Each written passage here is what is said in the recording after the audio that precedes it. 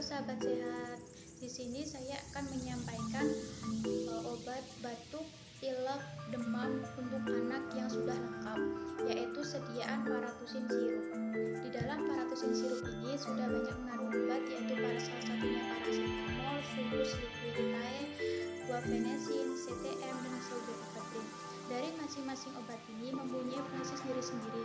Paracetamol bekerja sebagai menurunkan demam dan menghilangkan rasa nyeri, pusing.